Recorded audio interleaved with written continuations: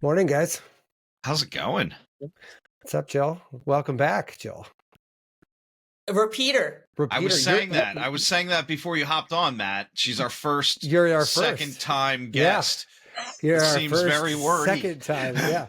No, that's funny. No, and it's awesome actually. And I think just a little sort of, I guess, self-brag here about the show is like we're actually getting to a point where people want to come back and talk. So like it's actually been it's a good sign. We actually are in the middle of booking our second time guest right now. And Wow.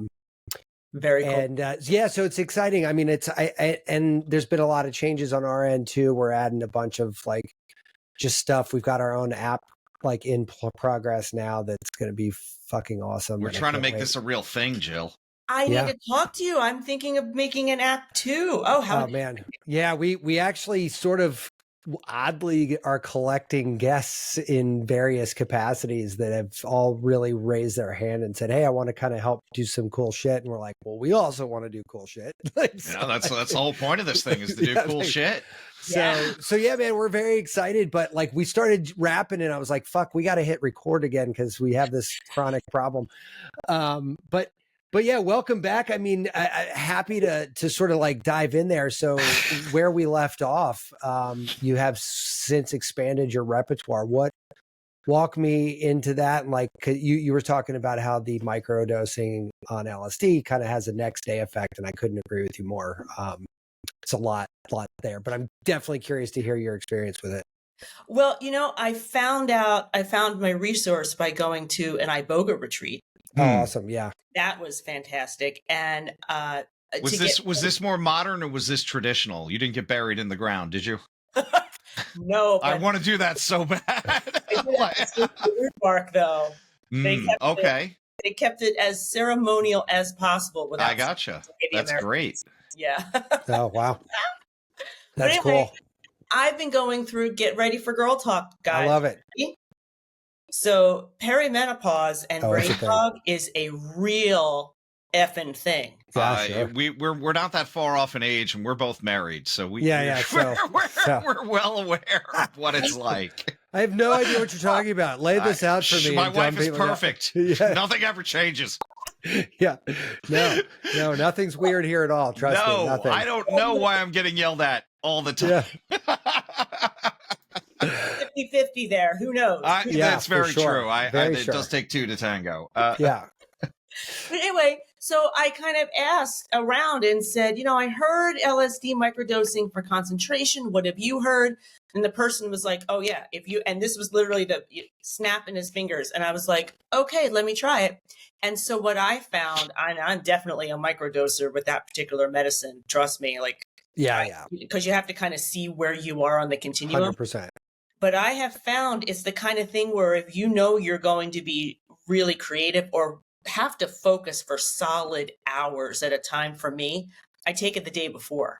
Is that your experience? So a lot of people will describe this differently. They'll call it afterglow or, like there's some other words for it, but it's definitely a thing. And so when I talk to people about my experience with it, I'm sort of candid with them, but I'm also leave it in their lap saying, there's not a right answer here, right? Like there's not like, this isn't like a science, right? It's not like, I can take a multivitamin and I know that I can take this. Statistically, I don't absorb this amount. So if you want to get a therapeutic dose, you might have to take 4 or 5 of them, even though the bottle says take 1, right? Like those are sort of scientific that kind of all sort of, individual results may vary, I believe is the warning label statement. But like we could all agree though that like a Centrum vitamin has shitty absorption and we know we'd have to take a handful of them to get what we want, right? Like everybody's going to have that problem, right? Or you'd be so constipated. Yeah. But this medicine stuff does not have that problem. Like it does not at all. Right. And even inside of me personally, some weeks I'll take it on Monday. Which is usually all the time, right? Because I don't take it ever on the weekends, right? So I'll always take it on Monday, but sometimes I don't need to do it again until Thursday. Right. And then sometimes Tuesday morning, I'm like, where is it? right? Like, so, I mean, for me, you guys are selling this for me. I got to be honest. But it's real specific, you right? have to, like you have to figure it out. There's no dosing. There's not guidelines that I'm finding that kind of align to me. So that's why, for me, I'm kind of looking at my calendar. Sure. So you're making sure that if you overdo it, you're not in the bag too, I'm assuming. Well, so here's my problem, Jill. I don't know if you know this, but or if you have this too, but I have not found it possible to overdo this. Like I have certainly pressed the envelope a few times. We do have a friend that said that his wife called him once, and her words were, "That was not a microdose." Yeah. That's funny. That's funny. My threshold absolutely went over a microdose. Yeah. So like, yeah, and that's fair because like you don't know, when you get the medicine, you don't really know what you're. I mean, within reason, you don't know exactly what you're getting unless you made it, which I don't know anybody who actually has ever done that. Right. But maybe you got some books. Yeah, I got some books. I took the chemistries in college. I think the Anarchist Cookbook once gave a recipe for how to produce this. I also have that book. Yeah, I stole it from the dark web. Wait, have I said too much? I have that somewhere too. I got that book in like high school. Like that book's been around forever. That book's been I believe there's a 40th year anniversary edition. That's so funny. God damn it, I'm old. Yeah, fuck. But so like, look, I know people that can take 200 mics and be fine. Wow. Right? I know people that take 10 and are, really affected, right? So I really don't think that is something that we can get all that caught up on, other than to acknowledge the variability of that and just sort of respect the variability of that, right? Because if you disrespect this compound, that will remind you of that readily. Oh, absolutely. Yeah, and there's no reason to, in my mind. And you know what, it is, I have talked to dozens and dozens and dozens of people that either microdose or just use LSD regularly, all compounds at this point. I mean, pretty much if you name it, I know somebody who's doing it daily or weekly or, That's the craziest thing to me, man. When I started in acupuncture, occasionally I get somebody coming in and going like, look, if you're cool, I'll tell you sometimes to help with the migraines, I smoke a joint. And now I have people coming in and they're like, all right, here's my dosing schedule. Yeah, here's Monday, Wednesday, I'm on Friday. LSD, I'm on psilocybin on Tuesdays. It's like sometimes on the weekends I go a little heavy. Yeah. And it's like, what happened? Yeah. And like, what I've started, and as I'm 15 years into this journey, not necessarily the LSD part, but all of the parts, like just learning about myself and the world and whatever. And, the way I've sort of looked at this, and I see this almost repeating with like friends and colleagues, and especially now that I've got friends with kids that are like just out of college, right?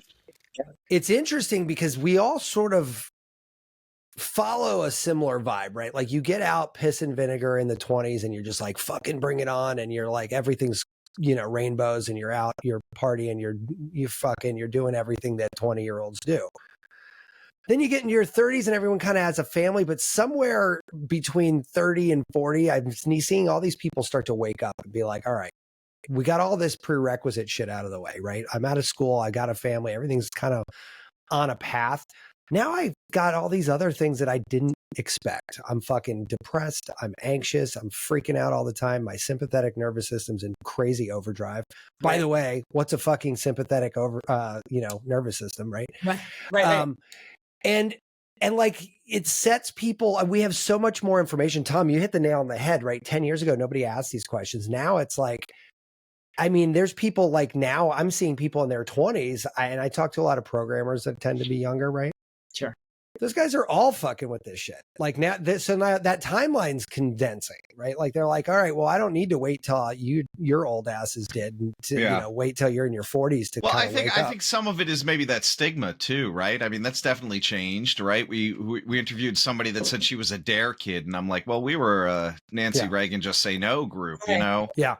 Yeah. And then, you lied to us. Oh, that's that's convenient. Oh, thanks, assholes. Yeah. Well, and it's funny, in our starting, Tom has a thing that says they used to tell us not to take drugs. Now they're telling us to take drugs. Like, they're just like, I mean, it's such a more interesting conversation than are eggs good or bad for you? No, totally. Yeah, 100%. like, yeah. Are eggs bad? Jesus. I don't know, man. They got Yeah, I don't fat. care. Okay, but it's good. No, but what day of the week is this? Yeah, it's Tuesday. Okay, fine. Yeah. Yeah. But even that, you know what I mean? Like, so even that's a great, that egg thing's a good example of what I'm talking about here, right? Like, The flippy. there's no such thing as good eggs or bad eggs, right? Eggs are eggs, and for your body, they can either help you or hurt you, right? Like, and that is everything, right? Like, it doesn't fucking matter. 20 eggs a day. Yeah. And if you ate a dozen eggs a day, that might be less good than one. I don't know. You know what? Yeah. Our friend Dr. Dave, he's a chiro that we've had on the show. And we're actually working with for that app that we were talking about. Posted something on LinkedIn the other day, and it was hysterical. He's looking at all these longevity pathways. Uh-huh. And he lists all the buzzword ones. There seems to be no correlation. It's like rapamycin, fasting. Sure. I don't know. I'm not seeing it here from the data. And I was like, wow, that makes sense. I totally did a bunch of stuff for nothing. No, totally. But excuse not to fast though, I'm right on that. So. Yeah. I want the one that goes like, oh, look, if you smoke cigarettes and drink daily, yeah, you're immortal. Yeah. Well, I mean, Jill, are we taking a little confirmation bias on the food? Because I know I would do the same thing. Be like, oh wait, no, fasting's no longer a thing. All right, cool, I'm in. Great. Yeah, carbs are good. Great. Yeah. Get past the garlic bread. Yeah, exactly. It doesn't work with my body. Like, there's a lot of evidence with I'm over 50 female. I don't want to look at the evidence of a 20-year-old guy. Sure, yeah, and that's all you get, unfortunately. In most of these studies, you get college-age males because that's where they're doing the research. Yeah, and that is definitely something. But you know what? That goes into like a bigger picture item, and we can dive into a million of these rabbit holes. But like fluency in data consumption and how to do that responsibly and irresponsibly is like a thing, right? Like, and the reality is, and my wife and a bunch of other people, like my parents, are like, it's just too overwhelming. You know, it's one thing when you have a podcast that you get to talk about this. And I was like, yeah, but you're conflating something here. You're saying that I have this information only because I have a podcast. And what I'm telling you is I have a podcast because I have this information, right? Like, so it's like, I need you to understand that like all I'm doing is taking a passionate and engaged responsibility with what data comes into my brain and what actions I take as a result of that data. And aggregating it and then distributing. And like, you know what, sometimes, and Tom has actually been really great with me, especially with these studies. Like I've learned a lot about like how to spot red herrings. Oh my God. In studies. And it's actually not a super hard skill, but you do have to have somebody sort of walk you into that. And you also have to kind of like look at what they're looking at and see how they're determining that, right? So Matt knows this story. I bought a book on methylene blue because, hey, I play with methylene blue. I like it a lot. And I'm like, okay, this guy seems pro methylene blue. I didn't look at his bio. I didn't read anything about him. And the first half of the book is him knocking Viagra because of its nitrous oxide pathways. And I'm like, all right, he doesn't like Viagra, but he used studies. He weaponized bad data. And he goes, it was pointing out a study in women who were high risk pregnancies, where they had, one group getting Viagra to try to get more oxygen to the baby.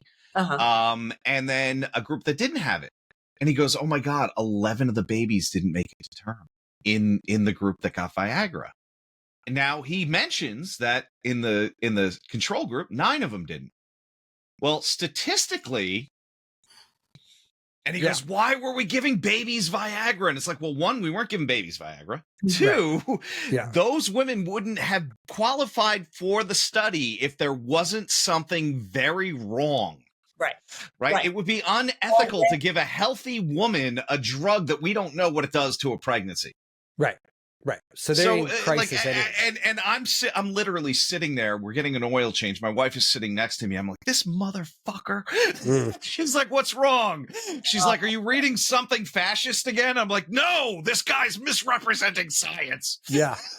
Can I jump in? Yeah, oh, yeah. Because there is, look at me pointing. I'm sorry. Let me not point at you guys. I Oh, got you can red point. there. Yeah, So- you can point.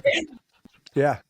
Yeah. There's a now debunked research paper from, I don't even know when, where a bunch of monkeys died because the researchers gave them MDMA.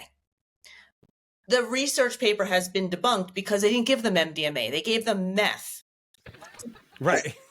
Like, part of MDMA is a meth. Yeah, the first part is methyl. Yeah, it's a right. stimulant, but they didn't actually give the participant, the animals in the trial, MDMA. And so that article, that research paper has been debunked.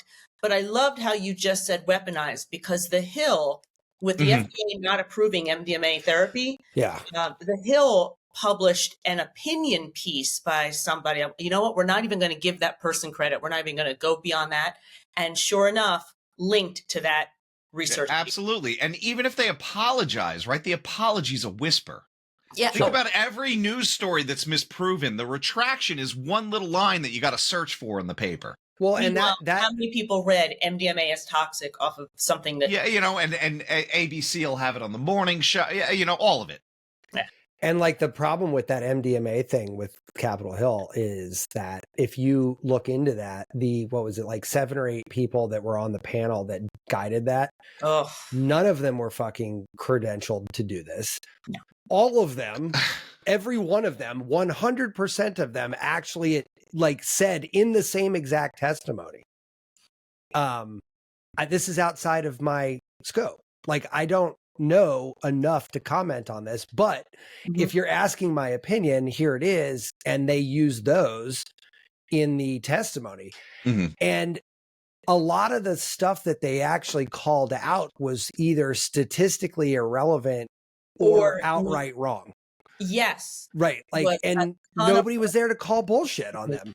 Well, I mean, I think that's almost the format, too. And Jill, by the way, seamless transition into the topic. I mean, that was better than Matt and I normally do. Matt and I normally like just press on the brakes and go, no, we got to talk about this now. Yeah. We got to it. We got to it. But I'm telling you, after having to go even to the state house to promote bills or be against bills, somebody will say a flat out lie, and if it wasn't your turn to talk, you don't get to rebuke that. Yeah. Sure. Yeah. I think the one that got me, there's a couple of beautiful summaries online about that FDA committee.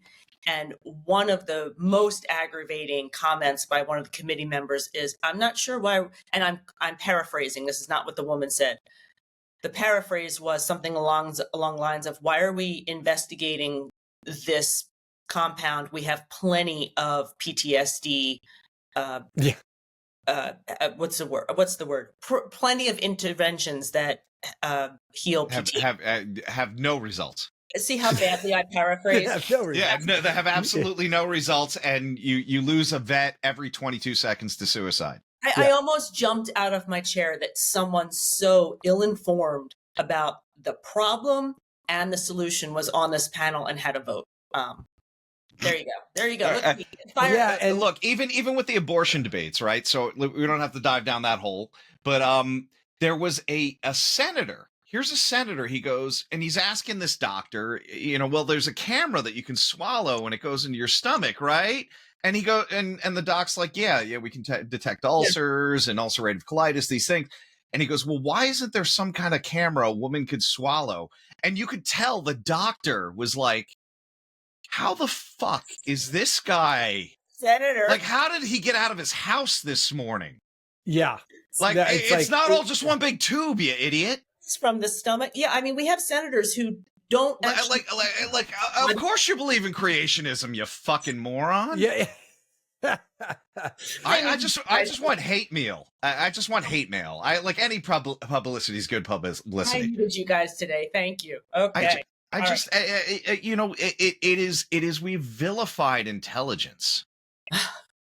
Yeah, no knowledge. Well, and we down regulated the definition of intelligence too, right? Like, so like, for example, this Senate committee, right?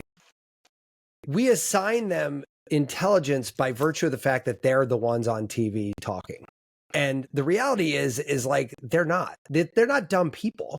Only one out of those 7 guys, I think 1 or 2 people out of the 8 forwarded this. The rest of them said no, but they said no on the basis of self-admitted ignorance.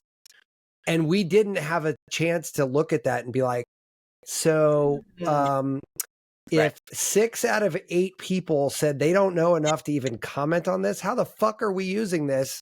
And why are they even there in the first place? And yeah, why are you even on this fucking stage to begin with? Like, and it really is like aggressively, you know, it's aggressively frustrating on anybody's part who pays attention. But I mean, mine in particular, I won't speak for anybody else, but fuck, man, it's so irritating because I'm like, look, there are 8th graders that have a higher cognitive capacity than this fucking idiot to talk about this, because like what you're saying legit doesn't make sense. Like, it's not even like 1 degree possible that this makes sense. I remember growing up, and in 6th grade, my mom pulled me aside once. She goes, look, I got to tell you this.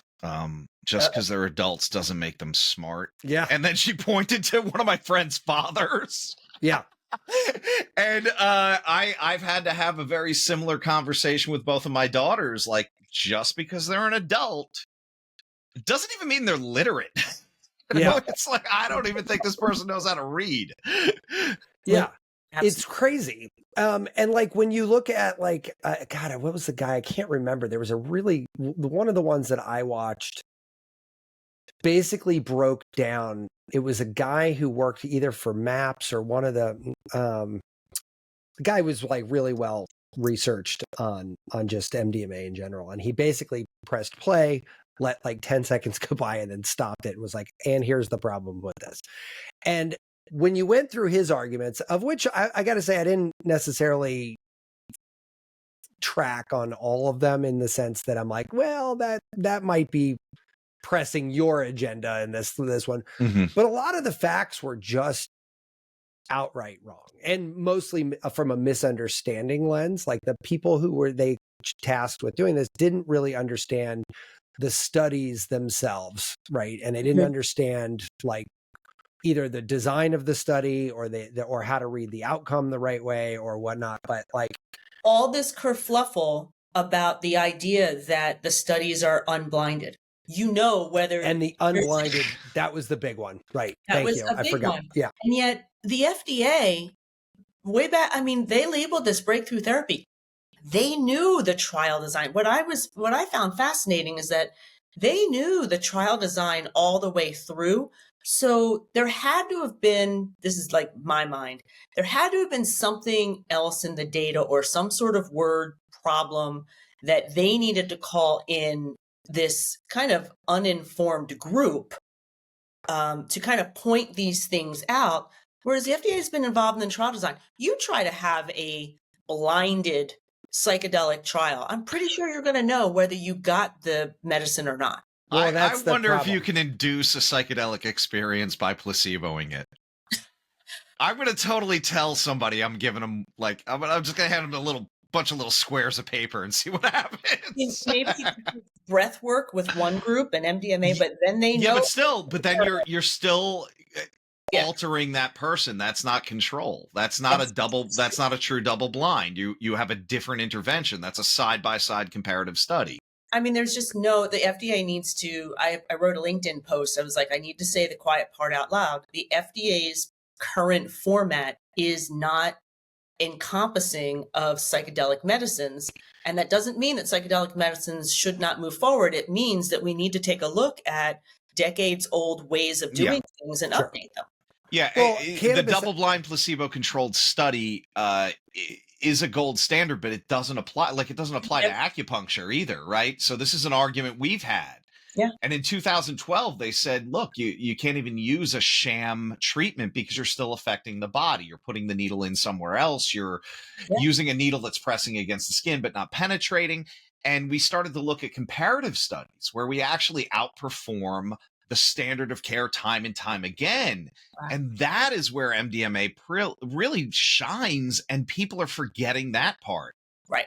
Well, they're not forgetting it. The people well, that they're muting it. They're intentionally downplaying it. They didn't even notice it. Like it wasn't even called to attention because that's my point. They're not scientists. But that's they're my not point, taught right? to do studies. They're not taught to interpret studies. Well, if you're under the impression the entire study design is flawed, then it makes sense you wouldn't pay attention to the results. Yeah. Sure. Yeah, but you have to be, if that's the standard, then let's look at other compounds that are not held to that scrutiny. Let's look at surgery, which doesn't have any comparative studies. Right. Yeah, absolutely. Absolutely. I'm with you. And I think the other minor issue that can be dealt with in a variety of ways is that the FDA doesn't approve therapy. The FDA approves drugs.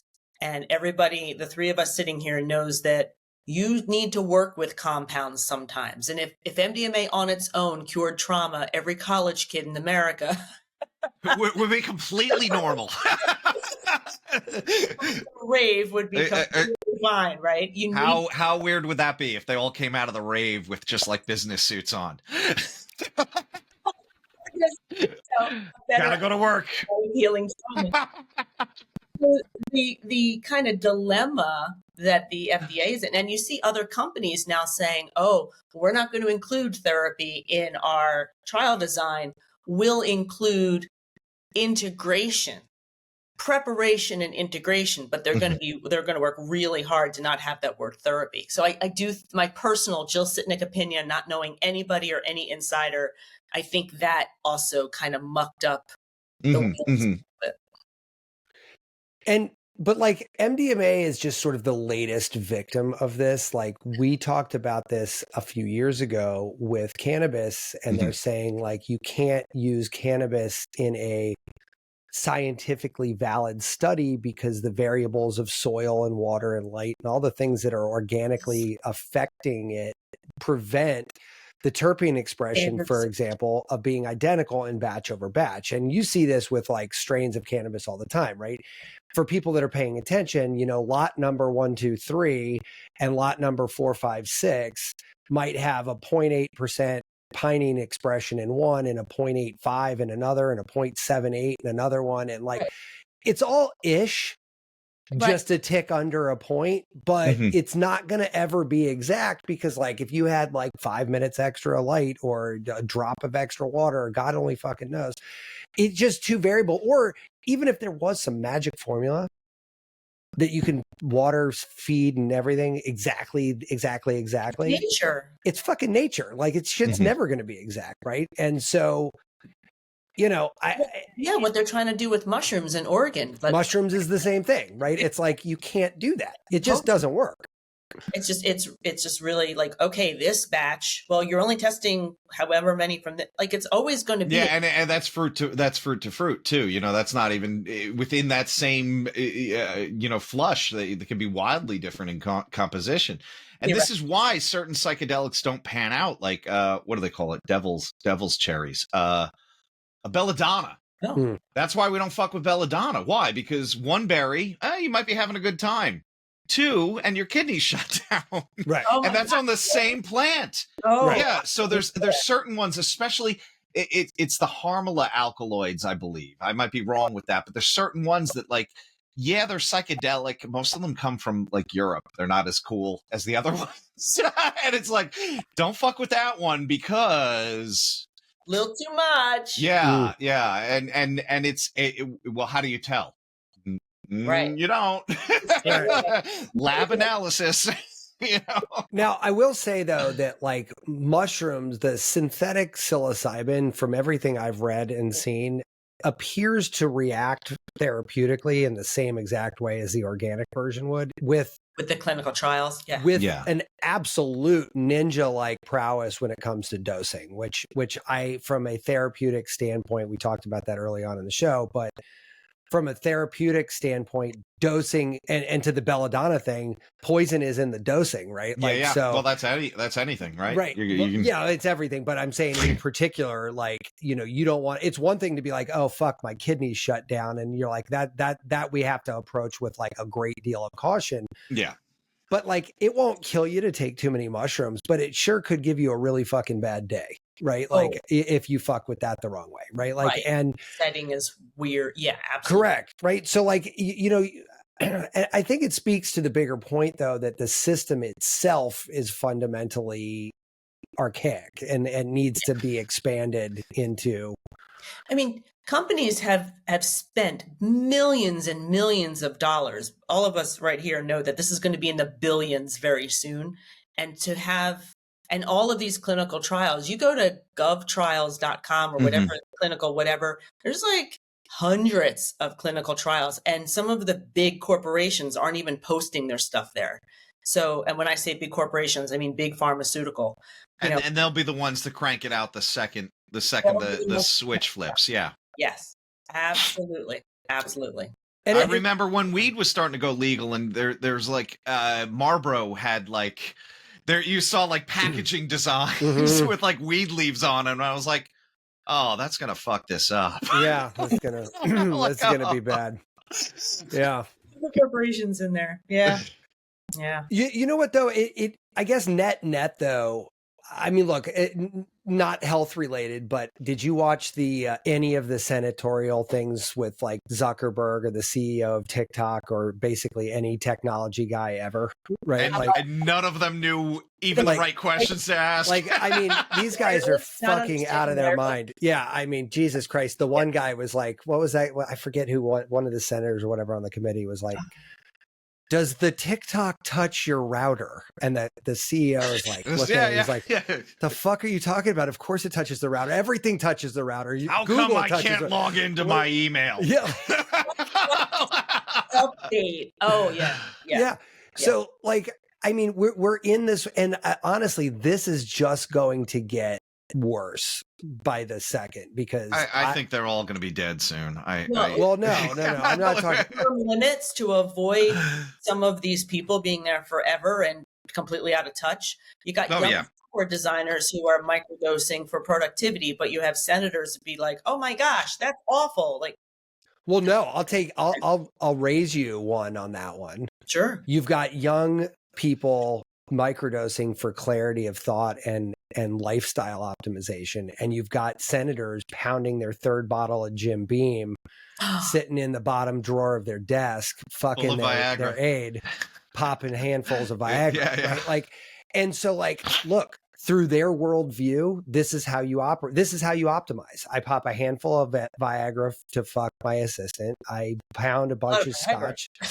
Yeah, I pound you don't scotch. Know, these guys are really not healthy. Yeah, they need, I pound scotch to maintain like sensibility, and I commit some legal insider trading. Yeah, this is how we regulate. And what we've realized is like a lot of the awakening that we see, I think, is a backlash to that grotesque misconception that group. Every once in a while we mention something political, and then I just move out of the way and show my feline Castro in the background. Yeah. Well, the fact that alcohol and cigarettes are not classified as Schedule 1, considering they both have serious health effects, they both are addictive, and they both lead to numerous deaths a year. Yeah, sure. It shows that America is not an anti-drug culture. We are I said this before, very pro culture of drugs that have the biggest lobby. Yeah. Sure. Yeah, but I also feel it has to do with like we all love to say we're so free. But it's about control too, right? Sure. If you had a bunch of people doing mind expanding compounds, yep. How would the government ever control that? And who would allow that to happen? Well, in our religious institutions too. All of a sudden you have people kind of accessing a spiritualism outside of an established construct. Power and control. Yeah. You know, it's really interesting. You ever watch the show Orville? Seth MacFarlane. Matt, is this the new one that you're going through with your family? No. Seth MacFarlane from Family Guy wrote Star Trek sort of show, like a parody. The Orville. No, it's not. It was not a parody. It's serious. It's very serious, and it's actually really fucking good. It's been around for a while. It's only had a couple seasons. I don't think it's gonna get resurrected, unfortunately. But Really well written show, I think, and super thought provoking in a lot of ways. But one episode that applies to what we're talking about here, really which is actually one of my favorite episodes of the entire series, was they went to a planet that they realized they got a report was disappearing every 24 hours. It would just vanish, and they wanted to figure out more about it. So they cruise over to the planet. They stand by. They scan the planet's surface. They see humanoid type things. They decide to go down and take a look, and they get down there. It's like all these primitive people, right? A little bit more than cavemen, but not much, right? Like, they're pre-human evolved. Kid falls down, breaks an arm, lacerates a hand, whatever. I don't know. She pulls out her little thing. She goes, I know we're not supposed to do this, but this kid's going to die if I don't. So I'm just going to, and fix it. They zap off. A couple minutes later, the planet disappears. Now, keep in mind, every 24 hours, it comes back 24 hours. And they're like, great, we're going to go back down and check it out. They're like, wait a minute, something's weird. There's a lot more activity, right, than we had the first time. So they go back down and they deduce that 1,000 years had gone by. And they figure out that this planet is in a quantum entanglement with another planet on the other side of the universe. And the time dilation of where they're at versus where it goes is 1,000 years. So now they're in like a medieval time, right? Like our Earth. And it's all basically Earth analog, right? Except there's this whole religion now. Her name was Kelly, around Kelly as the deity.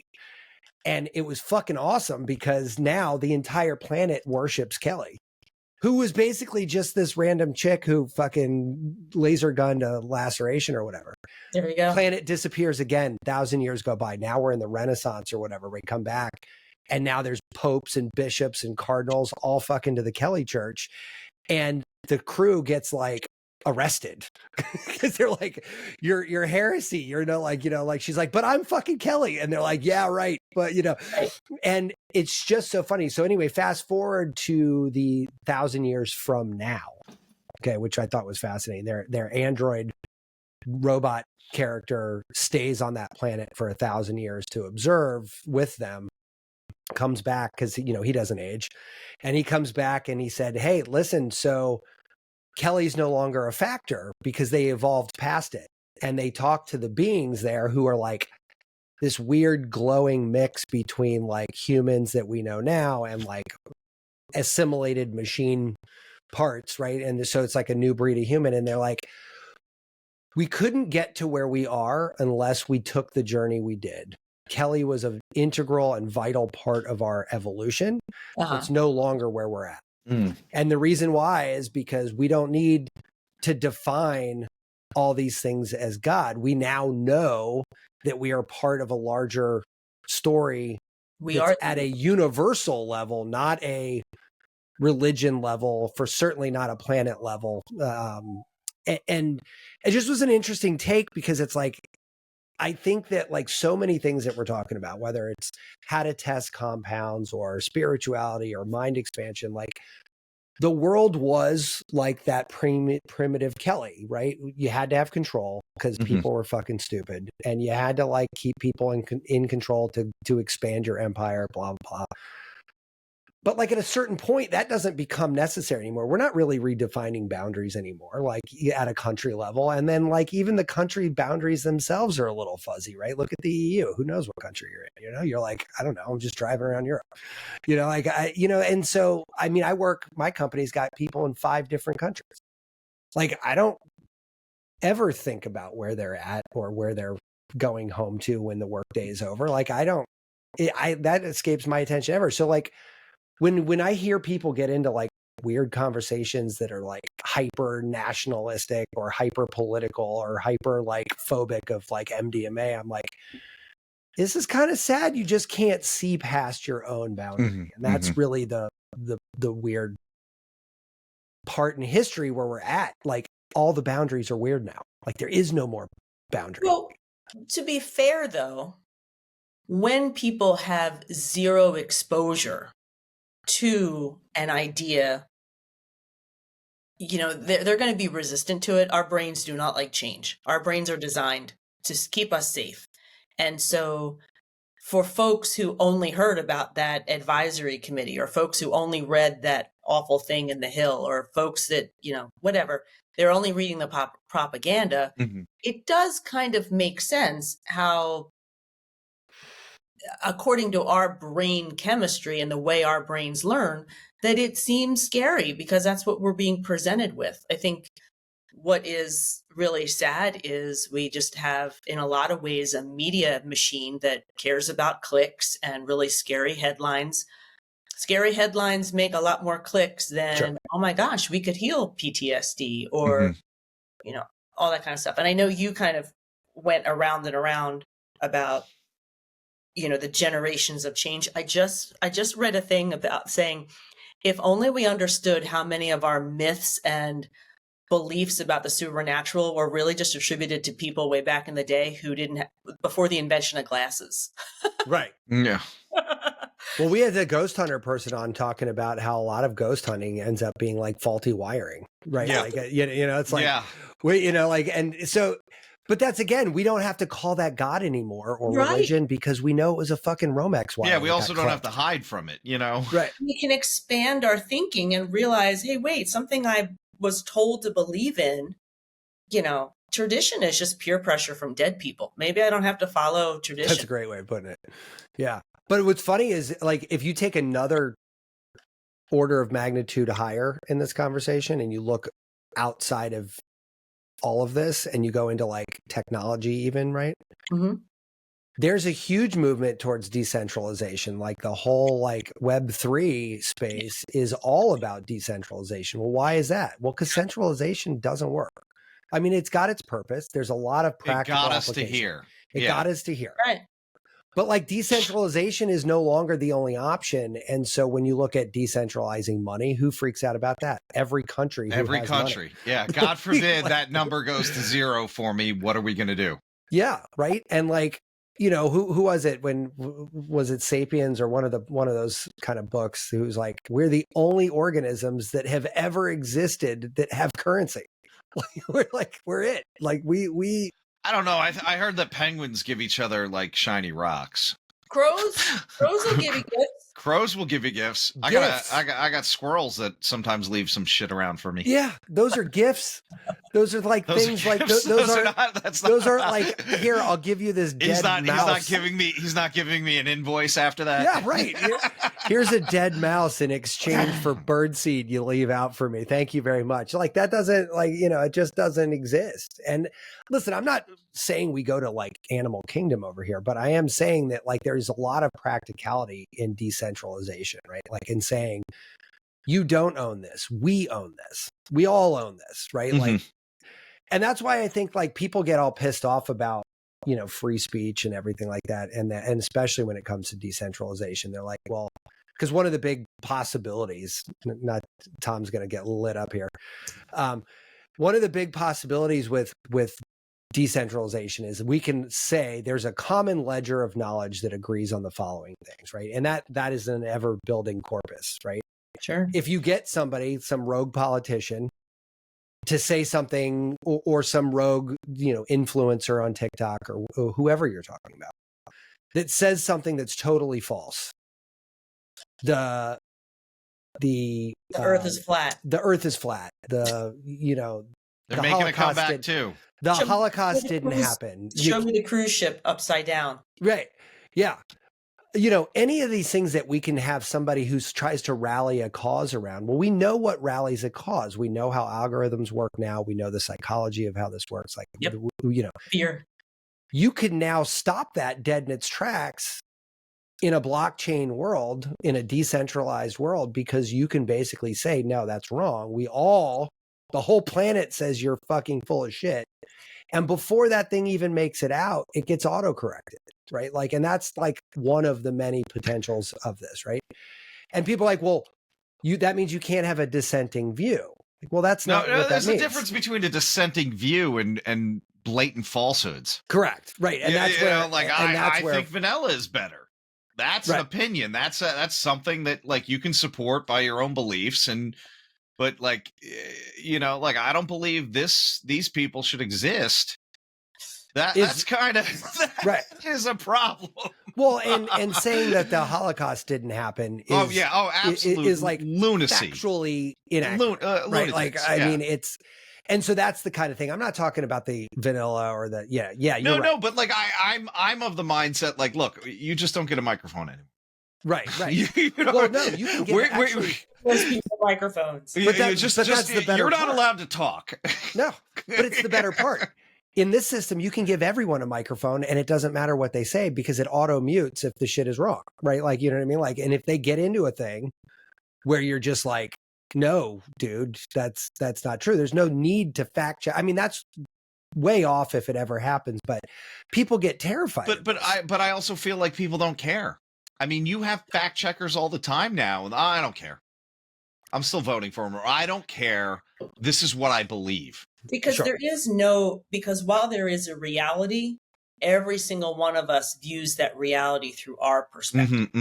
So that's it's our own biases. Yeah. We had somebody on the show who had a phrase that I actually leave on my little desk here that says, "There's no meaning in life except the meaning we give to things in it." 1,000%. I just fucking loved that quote. And you know what much. I took away from that whole talk with Josh? I bought the flash paper with the little mat, so I could do like, because he told me you could do cupping with it, and I'm like, dude, I literally wrote a fucking book on cupping. I've never heard that before. Yeah, did it work? I don't have the ring yet. It's on back order, but I got the flash paper the other day, and I was like, oh, nice. It's on. Yeah. So he said to do flashing with or cupping with flash paper, and Tom's like, "What?" Yeah, that like blew my mind. I'm like, how do you know that? You're a hypnotist. Yeah. It's really funny. That's cool.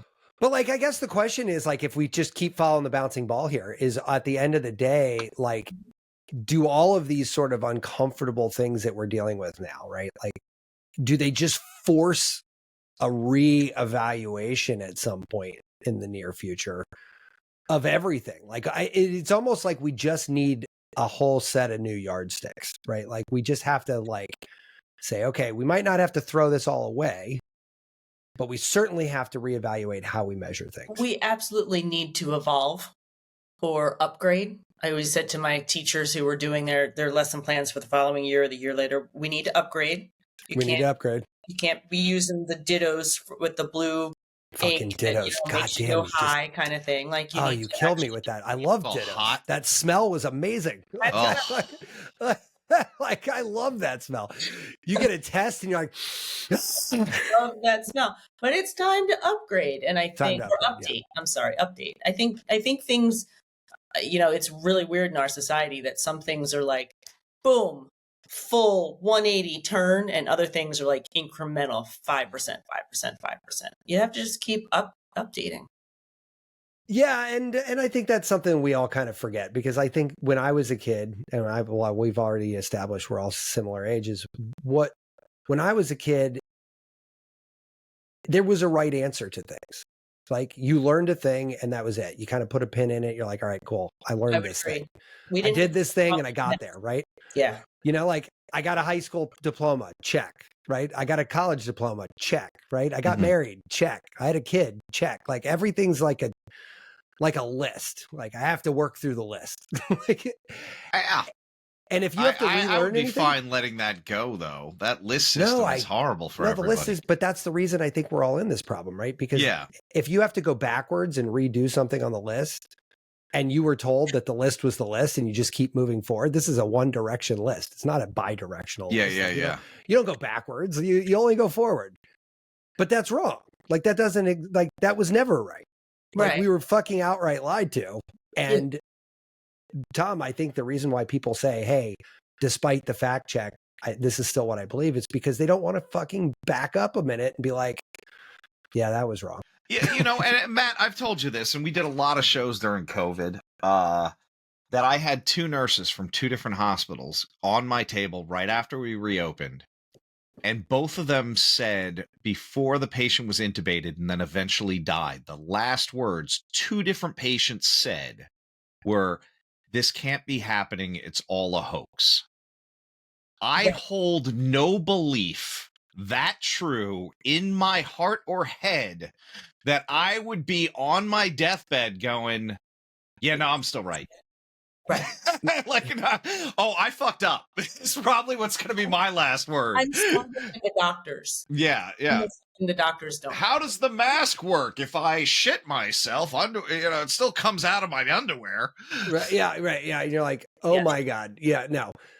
And Jill, I guess one thing I will gently push back on is like, I think there's a lot of things that we are smarter than doctors on, to be honest. Like, you know what I mean? Like, there's plenty of examples. Not all the time, though. Yeah, no. I'm going to go tell the oncologist that I know more about cancer. No, fuck no. But the GP that totally dismissed all of my menopause symptoms, my perimenopause symptoms as, not really existing. Yeah, fuck that guy. Yeah. Right. So I'm with you. Like, there's a scale. Jill, this is not going to make you any happier, but the number one gynecology drug given for a long time, all around menopause, all around PMS, PMDD, was Wellbutrin. Yeah. That's because that bitch is crazy. That's not an actual bitch. She's out of her mind. Get her the fuck out of my office. Yeah. Talking about dry vaginas and stuff. I think I got that time. Leave me alone. For the best, I'm completely exhausted. My joints hurt. I can't even think. And the advice is, well, when are you working out? I'm like, are you not hearing? You're fucking I'm with stupid. you on that. Go ahead. I didn't mean to interrupt. But no, that's fine. No. You didn't interrupt. Yeah, no, we're just fucking making fun of people right now. That's totally. Fuck it. Let's just throw lobs at people. Yeah, let's just. I mean, I have openly made fun of at least 3, possibly 4, depending on how you classify that conversation, doctors that I've had in the past. And it's like they were all well-deserved interactions, right? It's like, look, I'm not trying to tell you how to do your job. Far from it. What I am trying to tell you to do is open your fucking mind 1 degree to consider a different That's how I became an acupuncturist, but I don't get to tell that story on other podcasts. I got to keep it nice. Yeah. I had a doctor once. My wife's like, I'm gonna show him the herbal formula you gave me. I'm like, please don't. Yeah. And she goes, why? I'm like, he doesn't know shit about it. So he's reading it, and it has the ingredients in Latin, and one of them is a seed. So Latin for seed is semen. He goes, this says semen on it, and I go, Latin is your language, right? How come I know that means seed? And he Because goes, well, you don't know Latin. what's in here. I'm like, my fucking degree says I do. Yeah, right.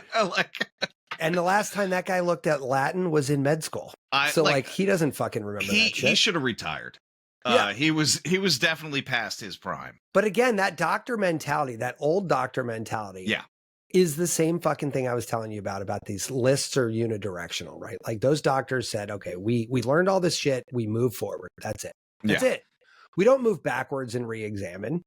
We don't do that. Like and this has been going on for decades. They don't necessarily, I don't know if they don't have the time to update, if the amount of information is so huge. I just find as a woman, I have to be incredibly prepared. I'm holding my hands. Like I've actually gone into doctors' offices, especially the menopause doctor, and I had a full sheet with all the evidence, everything, boom, boom, boom. And luckily I found a lovely person. But in general, I can't say enough how much you have to advocate for yourself. Go in with you already looking up some information and a history of, just don't go in willy-nilly because the doctors are operating from when they were trained. Yeah. And that's why the expression is young doctor, old lawyer. Right. Yeah. You don't hear it that much, but you want somebody that knows how to work the system in law because it doesn't change that much. But, they'll say in med school 6 months after you graduate, half of what you learned is no longer valid. Right. Ooh, I didn't know that stat. And I'll bet you that depending on what field you're talking about, that number probably and it's probably way north. Exponentially faster than when people were using that expression because even now, like I see fertility patients in the clinic, right? And they'll come in and, okay, well, I'm doing IVF. I go, okay, so they're going to do this. They're going to do this. They're going to do this. And she goes, no, they're not doing that. I go, well, what are they doing? And it's drugs I haven't heard of. It's protocols I haven't seen before. And it's like, well, when was that a thing? Because like a month ago, I had a patient that was just in the exact same spot. Right. Oh, well, they did that one and now they do this. So that update is happening. It's so quick, and it's a technology driven thing. It's the fact that they have more research, more data because more people, and unfortunately with fertility, it's a huge moneymaker. So Sure. it's financial that's driving that. It's not compassion for women trying to have kids, or it never is. But we've had we recently had a concierge doc on here, and I have sort of a semi concierge doc, and like the one thing that I can say out of those two experiences is that step one in getting out of that cycle is to get into a concierge doctor, because then the limitation of time, which I think is the number one governance of that deficiency, is eliminated. You mean the 15 minutes they spend with me and they're really dictating their notes? Well, even the amount of time they have to spend with patients in like a major medical system or hospital system versus when they can go back and study new shit. Right. They're supposed to be reading all these journals. When? Yeah, when they see a patient every 8 minutes for 12 hours a day. Yeah, and when I talked to my doctor about like that Grail test that I've talked about here before, he knew about it. They administered it in their clinic, but hadn't given one in a while. So he goes, you know what? Let me get back to you tomorrow. I want to do a little bit of a dive on it. Came back with like a voluminous update on the efficacy, the false negatives, the false positives, like how to psychologically deal with the results, because like the false positives are actually about 50-50. So like I'd rather have it that than the other way. The false negatives are pretty much spot on. That's a bad thing. Yeah. Like they're pretty much right. Like the false positives, however, are only about 50-50. So like there's a modicum of time in there where you have to actually be psychologically strong enough to not think that you have some major terminal fucking cancer, terminal cancer. But he goes, I know you. I can make a determination based on knowing you as a patient, knowing you well, to say that I recommend this test for you because A, you're curious. I don't think you need it. You're a healthy guy. You have no family history. I don't really think you need it, but you're not going to shut up about this until you take it. So I'm going to let you do it, but I wouldn't have let you do it if you were a couple of my other patients who are like a hypochondriac. Or, he goes, that would be irresponsible. Because of potential error. Well, can you imagine it gives me a false positive of like pancreatic cancer and I go, fuck, that's a death sentence. Then I go jump in my car, go to the bar to drown my sorrows and mow over a family of 4 crossing the street. Like, I mean, there's all kinds of... And meanwhile, it wasn't right. Meanwhile, it wasn't right at all. Like, I mean, there's so many versions of that story that get bad that he's like, I wouldn't do it. If you weren't who you were with the knowledge you have, and that's the other thing, you're educated enough to know what these results mean, right? Like you're not a stupid person. Which is important. People need to not just blindly follow their doctor. Yep. Yeah. But I think that's also recognition, right? My wife is on that path right now. She's also perimenopausal, by the way. And so she's going through the same journey you are. And she said basically the same thing. She goes, I resent that I have to be this involved. Because when she was a kid, you went to the doctor who had the fucking answers you were looking for. You didn't have to spend 15 hours ahead of time learning about perimenopause. That's true. And finding the resources, because to be honest, it's something you have to search for. Sure. Yeah. And like back in the day, and this is one of my old, like my last doctors said this, it drove me nuts. I want to punch him. He's like, listen, you got to appreciate how hard it is for a bunch of WebMD doctors to come in here and tell us how to do our job. And I'm like, that is a wildly ignorant statement that might be true for some people, but you talking to me for 40 seconds should tell you that I'm not that person. Like I'm not here talking about fucking 50,000 foot things. I'm giving you specific things, specific questions to compounds, routines, procedures, tests, whatever. Like this isn't just some hypochondriac who had a wild afternoon on WebMD. Yeah, and really, any doctor who doesn't appreciate a patient trying to be educated would kind of be a huge red flag for me. Yeah, but it happens so much where, like, we see so much autoimmune chronic illness. There's no way any amount of studying by any healthcare practitioner will match the knowledge that these people who are living with that have. Sure.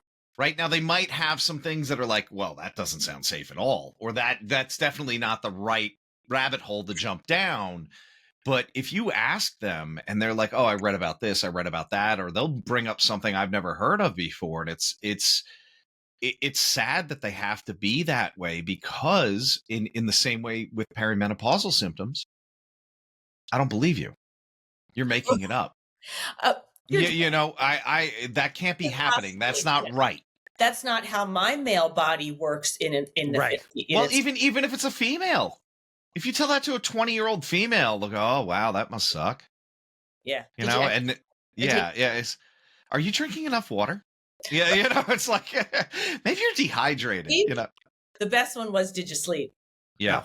Yeah. I had a guy tell me once I had my knee was bothering me, so I went in. They forwarded me to an ortho guy, and we're on the table, and my knee hurts, and he's like, "Do you run?" I said, "Yeah, pretty frequently." He's like, "Yeah, you're getting older. You should stop doing that."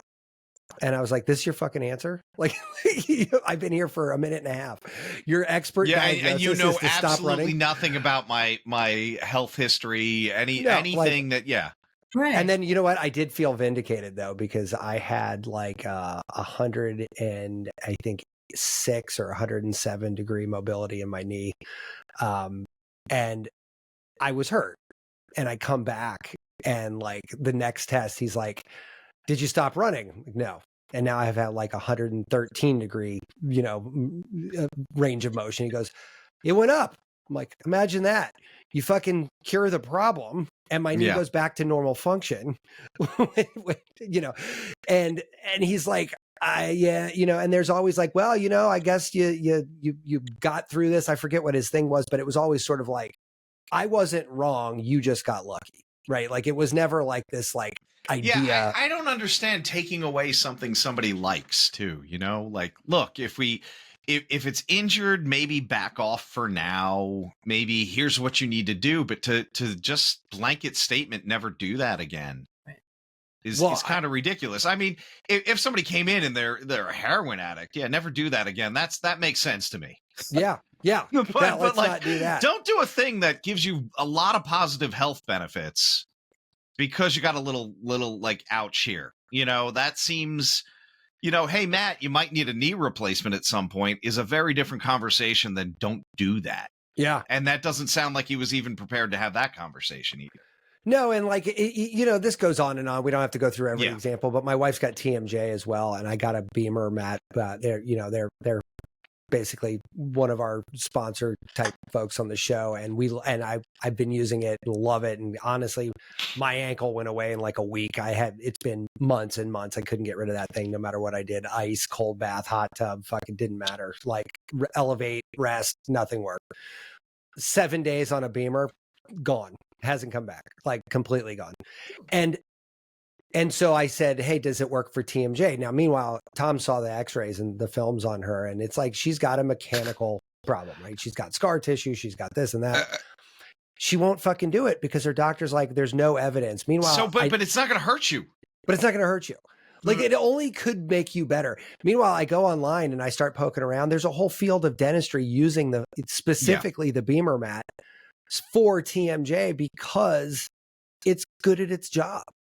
And like, they're super expensive and it's not like something everybody could have in their house. But like a buddy of mine just tore his quad. He had surgery yesterday and he's like, out of my experience, he goes, "I'm wondering if that would help." Found a clinic 30 minutes down the road that does Beamer treatment. And now he's going to start going. I mean, he just got out of surgery today. So like, it's not, I don't think he'll do it today. Probably be a week or so. Yeah. But a week or two, it wouldn't mind going. I said, dude, go there, go for like 6 or 7 treatments and just have them work on you, lay on the mat for your whole body. And then there's this like hockey puck thing. You can put it right on where they repaired your quad.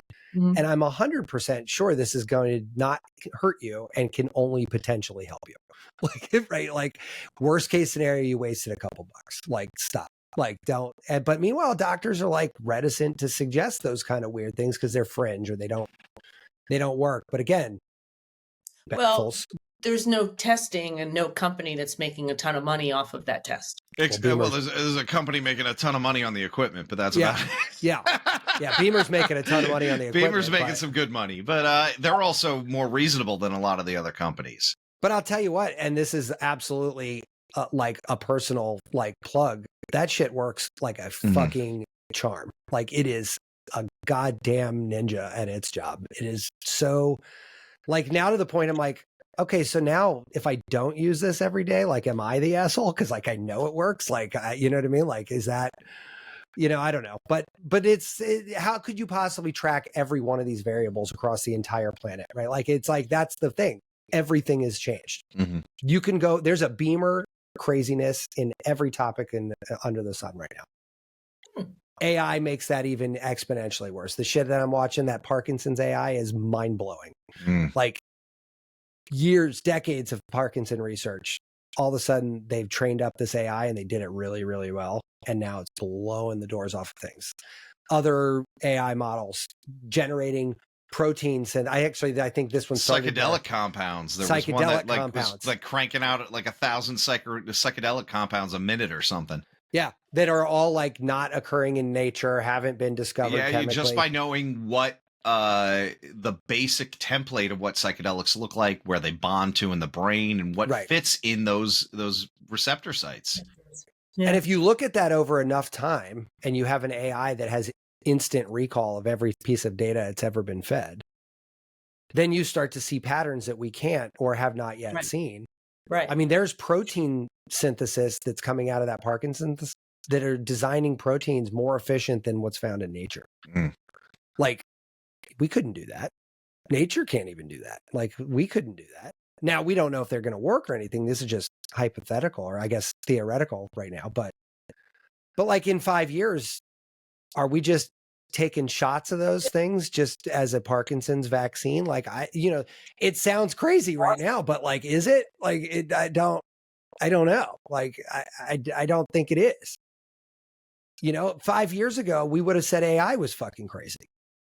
3 years ago, we would have said AI was crazy, right? Like, I don't know. Anyway, Jill, listen, man, I could talk to you literally all day. I love talking. I'm so glad you came back. Jill's going to have to come back because we didn't even get to the other half of what we were going to talk about today. Sorry, maybe by then my anger over the FDA committee will be a little less, and I'll be better to talk about it. So, and then you could be our first 3-timer. Yeah, there you go. There you go. We're going to give you like a jacket, like on SNL. I better. Food to think about, though, Jill. Listen, your anger over the MDMA thing is the same as all of ours in this space. Mm-hmm. But absolutely, I challenge you to consider that it is not just about MDA. It's a challenge to say we're pissed off that we're still clinging to shit that does not work. 1,000%. And like, our anger is really in like, how do we move change everywhere so that we're not looking at things to test in ways that don't fucking make any sense for what we're testing, or evaluate it on a yardstick that doesn't apply to what we're testing, or ask assholes who have no reason to answer the question in the first place to dictate policy, or have some 90-year-old telling you who can get an abortion and what menopause is defined as. Like, all of that shit is fucked up, and all of it's got to summarily just move to the side. Yeah, the new generations coming up, I think, are going to make some huge changes in healthcare. I'm with you on that. Yeah, and I agree. It's fun to bitch about it. I mean, we have a whole show about it, so like, I mean, we like to do that. But I kept it pretty civil. It's good we weren't scheduled for like the day after. That's all I gotta say. Yeah. Oh man. Well, listen, I agree with Tom. Let's have you back. Let's do round 3. Yeah. All right. Yeah, a couple more months. My content's going to expand because now I'm just so annoyed I wasn't really talking about like LSD microdosing, iboga, how bufo works. Like, I wasn't really talking about that stuff. Now, I'm totally. When you and I first met, you honestly, were like, "What's going to happen?" You're probably not going to go to jail for it. Well, no, I'm not concerned about that because I'm not. Most of it's happening outside the country anyway. Yeah. I think my concern before was I wanted to be crystal clear. MDMA is the path, and I didn't talk about the years after. And now because I didn't want to be the one to, forgive my language, I didn't want to have my voice fuck anything up. No. I'm talking about this. I wanted to stay on the straight and narrow. And now other people fucked it up. And I'm just kind of like, you know what? I'm just going to continue because a lot of people have a lot of different diagnoses that different medicines can help. And they don't have a source of truth. And so that's kind of where I'm going to be moving more towards. But everybody's voice, though, contributes to the conversation meaningfully at this point because, like, everybody's talking to a different subsect of people who have had that same experience, right? Like, and so if I am a perimenopausal 50-year-old woman who had trauma that I'm like curious about, and it's coming up because of the change in the hormone. Right. I didn't deal with it, but all of a sudden my estrogen's wonky and I'm depressed and I'm thinking about shit from my childhood. Yeah, we need to be talking about that.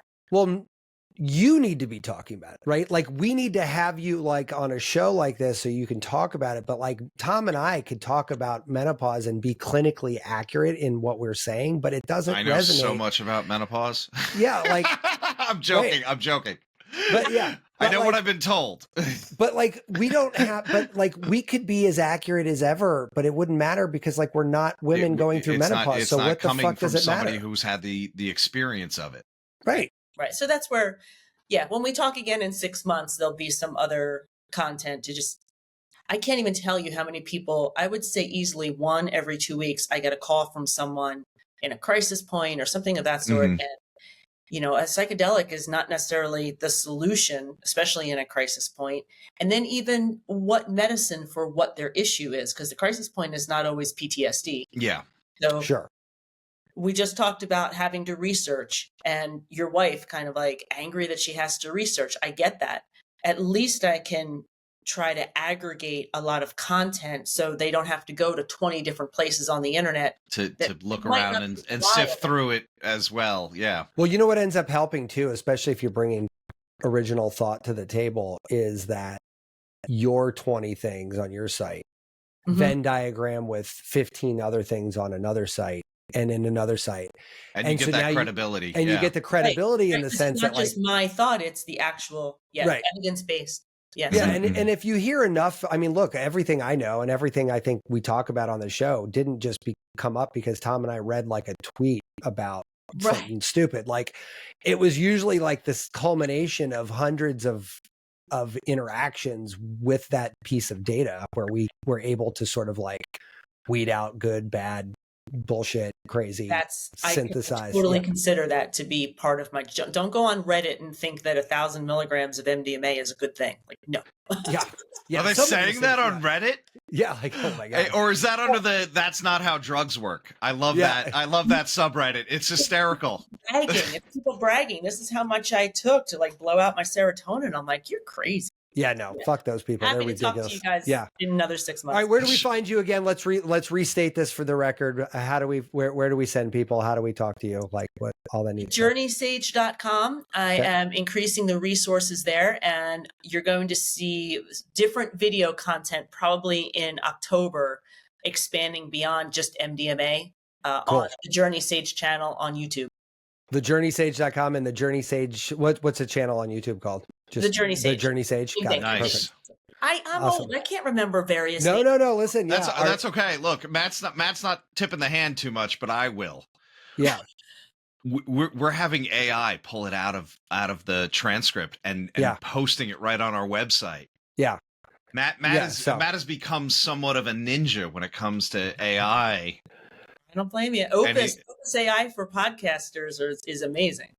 Yeah, well, we've got our own version of that. Matt built something yesterday that will revolutionize. We're taking this up a notch.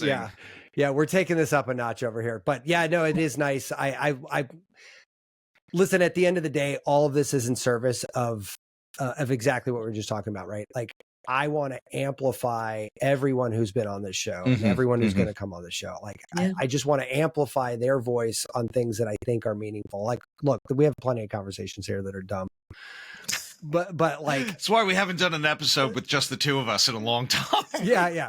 We have plenty of dumb stuff here. Well, like, what do you want to talk about? I don't know. Let me get a scotch. Yeah. Right. Yeah.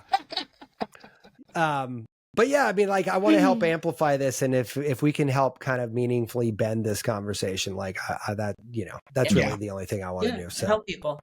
Thank you, guys. Amazing, Jill. Thank you again so much. Thank you, Jill. Have a great weekend, guys. All right, take care. Bye. Be subversive, irreverent. Health is wealth, but you knew that. Everybody knows that. But so is following us on social media at Irreverent Health. And check out our website for more exclusive content at irreverenthealth.com. Oh, I like this. Thanks for tuning into this episode of Irreverent Health.